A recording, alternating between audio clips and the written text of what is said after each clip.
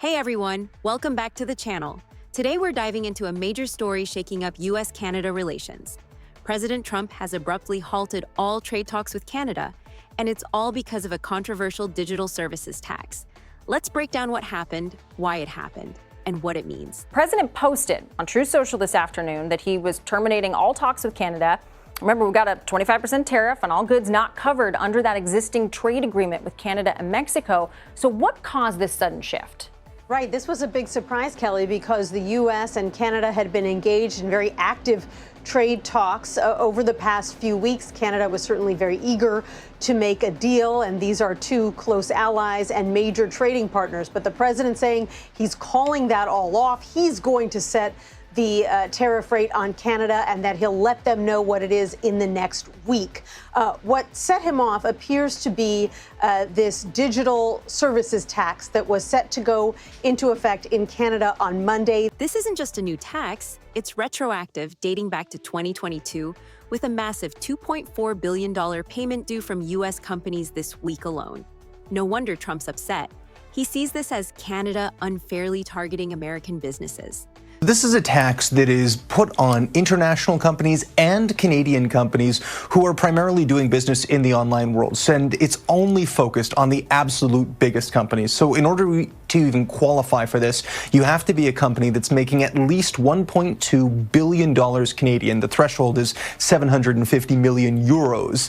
And of that total revenue, at least 20 million of it has to come from Canadian sales, primarily on digital services. So whether that is online advertisements to Canadians, whether it's selling user data, whether it's running marketplace services or social media services, whatever it is that you're doing, as long as you're making at least 750 million euros a year and 20 million of that is from Canada, then you're going to be facing an additional 3% levy on those digital revenues specifically. And really what this is meant to do is it's meant to acknowledge the fact that primarily in our world, we are seeing commerce shifting to an online experience, and the companies that are behind that commerce are making profits around the world from people, but not necessarily being taxed and giving money back to the countries where they are doing their business. So in the case of Amazon, Google, Meta, for example, they're all headquartered in the United States, making plenty of money off Canadians, but in the Canadian government's mind, not necessarily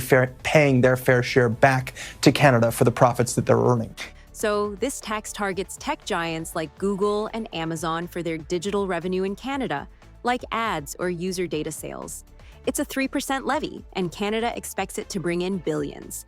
But why is this such a big deal for the U.S.? The biggest headline is the fact that the first payment is coming on Monday. This is a retroactive tax, as you acknowledged in your intro. So not only is it implemented in 2024, but it's going to date back to 2022. And so while this tax is expected to bring in about $1 billion a year or so, this first payment, again, that's due on Monday, is expected to bring in about $2.4 billion to the Canadian government. And from the U.S., that's expected to be about 2.3 of that. The vast majority of this money is coming from American tech companies. And so that's a big part of what's driving the frustrations we've seen from the U.S. president. But we shouldn't think that these frustrations are new or even that they're just pertaining to the Donald Trump administration. We know that they go back years. They also cross partisan aisles as well. Joe Biden took significant issue with this tax policy. He filed a dispute under the Canada-U.S.-Mexico Free Trade Agreement. We've seen previous bipartisan support from congressmen, from senators, from companies in the United States